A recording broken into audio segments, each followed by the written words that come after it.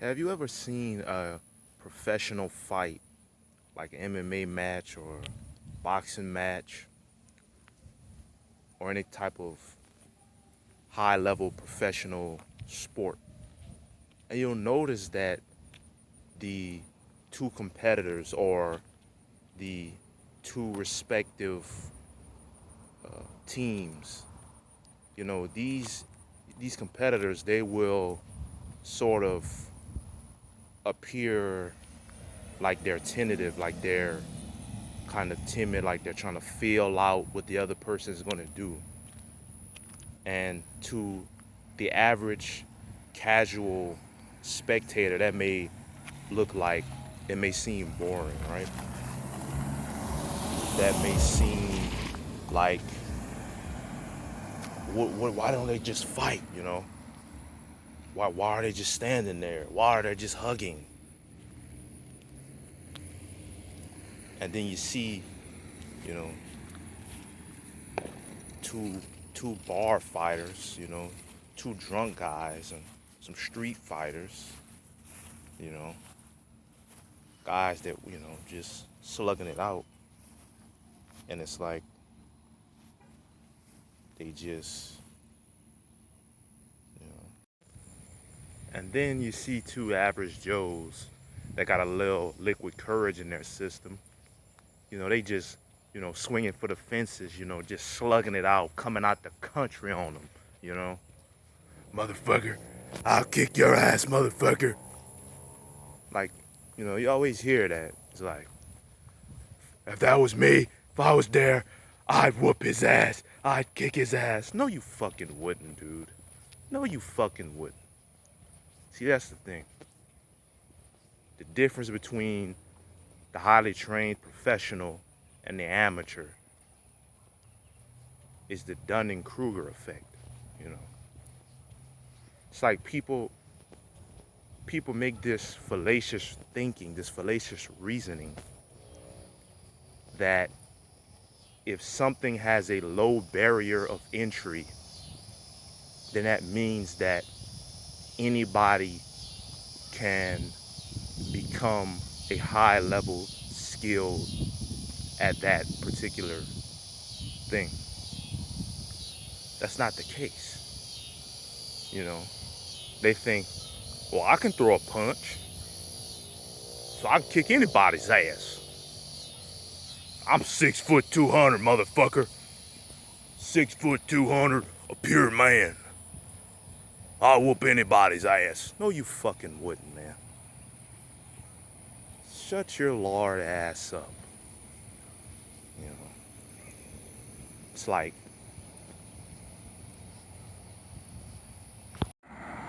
and then they make the fucking mistake, the fallacy of fucking thinking that just because they get mad that has some type of effect on their skill level all of a sudden. I'm gonna get real mad and then I'll show him. Like, no. Then you look at like a fucking high level professional fucking championship level fighter or whatever, sport.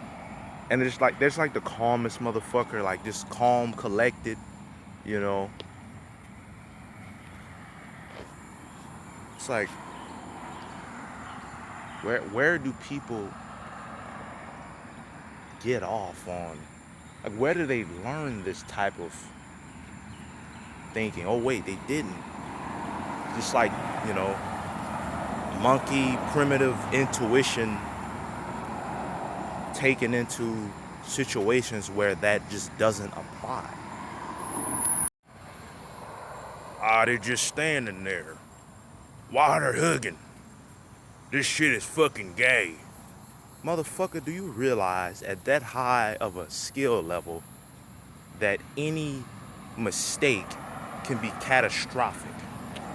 Like, the margin of error at those high levels is so slim that it's literally life-threatening. It's like, why are they hugging?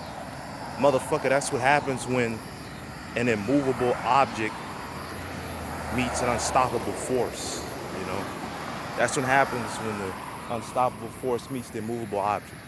They fucking cancel each other out. So it looks like nothing's going on, but you would have to compare it to, different skill levels to really get a good idea of what's actually going on there. When I get mad, dude, I just see red, dude. Yeah. Yeah, right, buddy. You know, as if seeing red suddenly turns you into a high-level mixed martial artist. Yeah, that's some pristine, solid logic. It's like, most people can throw a punch, but most people can't fight 5 rounds in the UFC. You know, most people could. Most people have, shot a basketball, but most people can't hit the game-winning shot of Game 7 of the NBA Finals. Most people could. They didn't play some beer league baseball with the bros. But most people can't, pitch a no-hitter or hit a grand slam to win the World Series. You get where I'm going. Just because the barrier of entry is low doesn't mean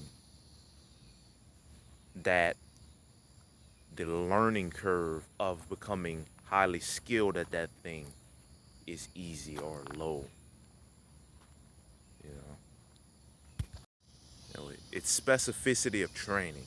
You get good at what you keep doing. Doesn't matter what it is. If you sit on the couch, eat potato chips all day, you're gonna get really efficient at doing that. It's all a signal to your body. Your body adapts to whatever stimulus that you apply to it. It's like, hear people, they talk about, oh man, when I get in a fight, I'm not gonna fight him, I'm gonna run away. Okay, well, you better be good at running, because that's a skill. You just assume I can just take, what they perceive to be the easy way out, or avoiding the thing, but doesn't matter what it is, it's, there's no solutions, there's only trade-offs. So if you're gonna run, you better be good at running. It's like, I think it's because I think people, the average layperson, misunderstands, has a lack of understanding of the amount of intentional training that it takes to become highly skilled at something, and that, when you take these two highly skilled practitioners of whatever it is and put them against each other, I think people underestimate just how extreme the margins of errors, like at the tail end of any type of spectrum. Like in the median,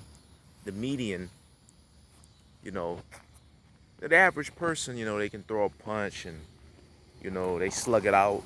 It's basically either or. It's a coin flip, basically. Oh, this guy, he gets to drop on him, he can slug him out, he can knock him out. The other guy gets to drop, he can knock him out. But when you get to the higher end, you think, oh man, I can whoop that guy's ass. He should have did that. He should have sprawled. He should have pulled guard. He should have fucking top mount, posture. Just throwing out random terms that they've heard somewhere. They don't realize that, no, it's not. When you take 99.9998% against 99.9997%, and you put those two against each other, yeah, it looks like it looks different than if you take, a pretty good guy. This guy's, let's say he's a pretty moderate, Golden Gloves, college level wrestler or boxer. I said like they're 70%. And you put them the 70% guy, or let's say you take a college level college basketball team. Perfect example of that is, you know, when there's like a good college basketball team, they say, can this college basketball team beat the worst team in the NBA? And you just think for a second, like how many NBA caliber players are on that college team? You like one, maybe two. So there's two. Let's say there's two NBA players on that college basketball team. Now, how many NBA players are on that quote unquote garbage basketball team? All of them. All of them are NBA players. It just puts it into perspective when you're comparing two different tiers, the difference between those tiers and how the difference between small percentages are exponential. Especially when you take, you're looking at the median or the mean compared to the tail ends. It's like when you see a skinny fat motherfucker, you know, try to pick up something that's way too heavy for them. They think, man, I get mad and I just try, I strain real hard. As if that's gonna, give them an extra 400 pounds on their fucking 1RM and help them lift that object. It's like, motherfucker, do you know that motherfuckers that outweigh you by 200 pounds that take shitloads of steroids and fucking lift heavy objects for a living can't lift that thing? You think just because, you got you got a big ego, you think that's gonna compensate for that, gap in strength? No. That's the thing. When the high level competitors are competing, they make it look easy, when they throw a jab and the other guy just shrugs it off like nothing. Or they throw a leg kick or a body kick or body shot. It's like, just eat it, If an average Joe took one of those shots, they'd be done. They'd be hospitalized instantly. Like, they could come in with all of this, machismo, bravado, tough guy act, all they want. Doesn't matter. You take just a jab, a jab that would, in a real MMA fight, would be used to set up some other combination. They just take, just like the setup jab, the feint. They take that. The average guy takes that. They're done. Oh man, I'm done, man. I don't want to fight no more, man. Oh man, that hurt, man. God damn. Like, think about it. Think all of the things that you don't see in a professional. We're just use fighting, for example. Like a professional fight, like a dude gets hit and he starts crying because of the sheer physical pain. You just don't see that against when you have two professionals that literally dedicate their entire lives to becoming cage fighters, inflicting harm on other people. You just don't see that. But the average guy, they think, tough guy, man, I'll take anybody. I'll whoop anybody's ass. No, you fucking wouldn't, man. You get winded walking to your mailbox. Shut the fuck up.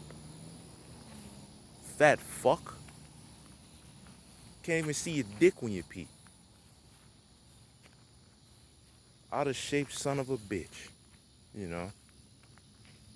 Motherfuckers, like, boom, shot to the face, broken nose, blood gushing everywhere. Oh man, fuck, that shit hurts, man, fuck. But if it's fucking in a professional MMA fight in the UFC, you know, the guy takes a fucking knockout blow, a goddamn haymaker from hell, boom, right on the fucking, breaks his nose, fucking shatters his fucking orbital, big cut, blood gushing everywhere. This guy's laughing. This guy's like, come on, yeah, that's a good shot, man. That's nothing, man. And he, you know, goes to throw a KO shot of his own. That's the difference. It's levels to this shit. You know? That's why there's amateur. That's why there's professional. It's levels to this shit. And everything. Just keep that in mind, man. Just because the barrier of entry seems low doesn't mean that some amateur person that hasn't put the hours of training in can just come in and be even decent.